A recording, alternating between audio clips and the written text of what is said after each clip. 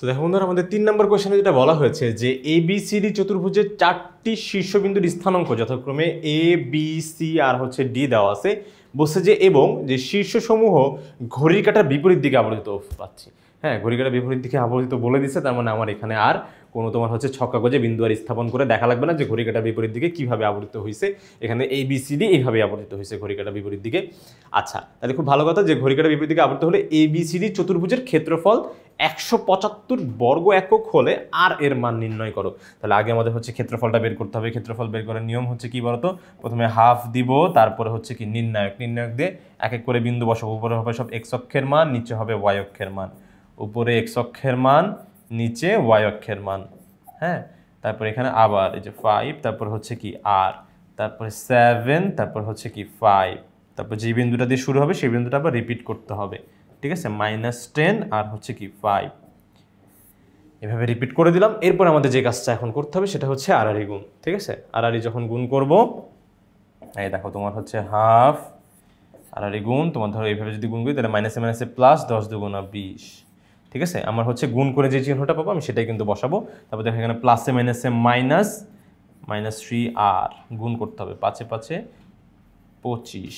ঠিক আছে, 25, তারপরে 5 7 35।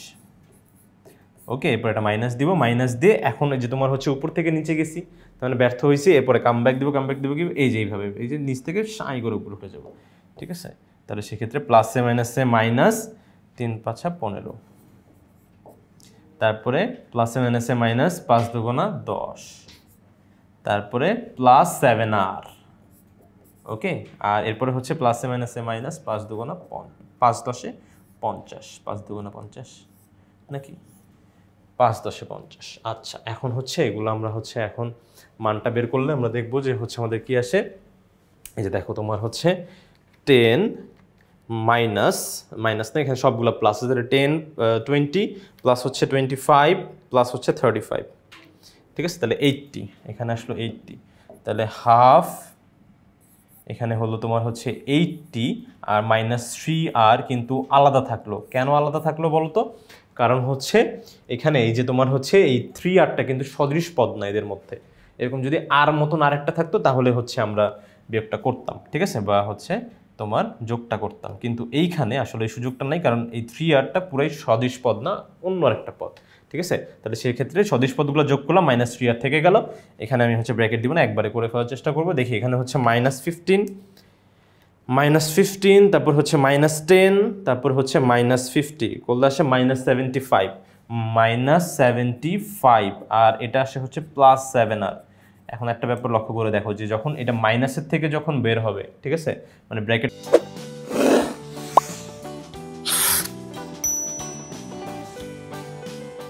এটা যখন তুমি তুলে দিবা, এই সামনের মাইনাসের জন্য প্রত্যেকটা চিহ্ন কি হয়ে যাবে, পরিবর্তন হয়ে যাবে না? তাহলে এই -75 হয়ে যাবে কি +75, আর এখানকার তোমার হচ্ছে প্লাসে মাইনাসে এই যে তোমার হচ্ছে -7 আর। এখন যে ব্যাপারটা লক্ষণীয়, এখন কিন্তু সদিশ পদ পাওয়া গেছে।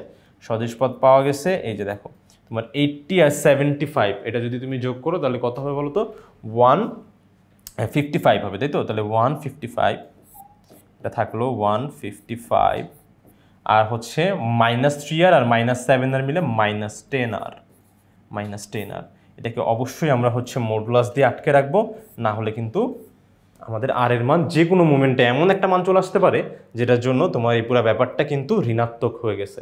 তাহলে আমরা জানি ক্ষেত্রফল আর যাই হোক কখনো ঋণাত্মক হবে না। ঠিক আছে, আচ্ছা, এখন হচ্ছে কি বের করতে হবে? আর এর সম্ভাব্য মান, ABCD চতুর্ভুজের ক্ষেত্রফল যদি 175 হয় তাহলে আর এর সম্ভাব্য মানগুলো বের করতে হবে।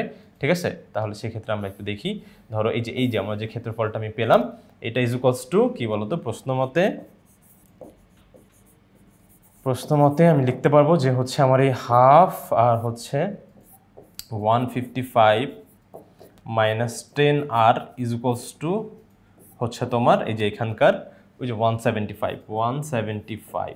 ঠিক আছে, এখন যে ব্যাপারটা লক্ষণীয় সেটা হচ্ছে যে এখানে দেখো এই যে দুইটা, এই যে এখানকার 2, এখানে কিন্তু ব্যাপারটা কিন্তু ভাগ আকারে আছে। ওই পাশে গেলে কি হয়ে যাবে বলো তো? গুণ হয়ে যাবে। তাহলে 2 এর সাথে 175 যদি গুণ হয়ে যায় তাহলে সেক্ষেত্রে হয়ে যাবে 350। ঠিক আছে, এখানে থাকলো মডুলাস 155 -10 আর -10r, ঠিক আছে, আর হচ্ছে এখানে থাকলো হচ্ছে কত বলো তো 350।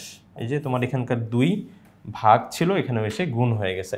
এখন যে ব্যাপারটা আমাকে মাথায় রাখতে হবে সেটা হচ্ছে যখনই আমরা মডুলাসের কাজ কি, যে মডুলাসের ভিতরে যদি কোনো ধ্রুবক মান থাকে যেটা ঋণাত্মক আকারে আছে, সেই মানটাকে ও কী করে দেবে, ধনাত্মক মানে পরিবর্তন করে দিবে, ঠিক আছে, ধনাত্মক মান দিয়ে দিবে।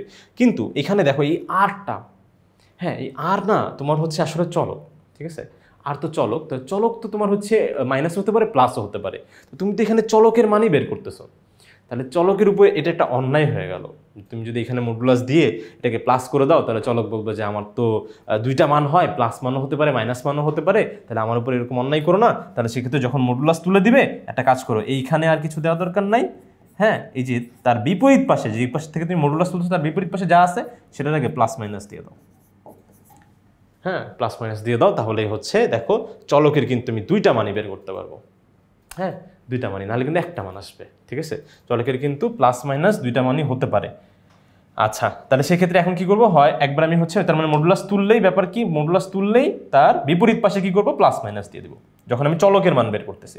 এখন আমি এক এক করে কি করবো, ধরো প্লাস হলে, ঠিক আছে, প্লাস হলে, তাহলে প্লাস হলে যে ব্যাপারটা হয় 155 এখানে থাকবে, -10r = 350, ঠিক আছে, 155 ওই পাশে চলে গেলে 350 - 155 হয় তোমার 195, 195 - 10r = 195 হয়ে গেল 195। ওকে, এরপরে যদি আমরা এটা দিয়ে ভাগ দিয়ে দিই, তোমার হচ্ছে দেখো -10 এখানে কিন্তু গুণ আকারে আছে, ওই পাশে গেলে কি হবে, ভাগ হয়ে যাবে, ঠিক আছে, -10 পুরো ভাগ হয়ে গেল 195, আর এখানে হচ্ছে কি 10, ঠিক আছে, 5 দিয়ে কাটাকাটি করা যায়, নিচে মাইনাস দিয়ে দিই। আচ্ছা 5 দিয়ে কাটাকাটি করা যায়, তোমার এখানে হয় হচ্ছে কি 2, এখানে হবে হচ্ছে 2, এখানে সামনে মাইনাস থাকবে, আর হচ্ছে 195 ভাগ 5 করলে হবে হচ্ছে 39, তাহলে কত হলো -39/2, এই গেল একটা মান, হ্যাঁ এটা হলো একটা মান। তারপরে আরেকটা মান হচ্ছে কি, যদি মাইনাস হয়, হ্যাঁ তাহলে মাইনাস হলে, প্লাস মানটা এখানে থাকলো, এখন দেবো মাইনাস মানটা, মাইনাস হলে যে ব্যাপারটা ঘটবে সেটা হচ্ছে যে দেখো তোমার হচ্ছে 155 এখানে থাকবে, 155, তারপর হচ্ছে কি বলো তো -10r = -350, তাই তো, যে তোমার হচ্ছে ঋণাত্মক মান নিয়ে কাজ করতেছি, তাহলে ঋণাত্মক মান নিয়ে কাজ করলে তোমার হচ্ছে দেখো 155 এই পাশে চলে গেলে মাইনাস হয়ে যাবে, তাহলে মাইনাসে মাইনাসে কিন্তু প্লাসই করতে হয়, তাহলে -350 - 155 করলে কত হবে, -505, ঠিক আছে, -10r = -505, এখান থেকে দেখো দুই পাশ থেকে মাইনাস মাইনাস বাদ, তাহলে r = কি হলো 505 ভাগ হচ্ছে কত বলো তো 10, এটা কাটাকাটি করলে 2, আর এটা দিয়ে কাটাকাটি করলে তোমার হচ্ছে 505 ভাগ হচ্ছে তোমার 5 করলে কত হবে 101, তাহলে ব্যাপারটা দাঁড়াচ্ছে কি বলো তো 101/2, ঠিক আছে, 101/2। দেখো আমার কিন্তু r এর দুইটা সম্ভাব্য মান কিন্তু চলে আসছে, আমি যদি এটা না তুলতাম তাহলে সেক্ষেত্রে কিন্তু r এর সম্ভাব্য মানগুলা পেতাম না, ঠিক আছে, তাহলে এটাই হবে আমার হচ্ছে কাঙ্ক্ষিত উত্তর। আশা করি বন্ধুরা তোমরা এটা বুঝতে পেরেছো।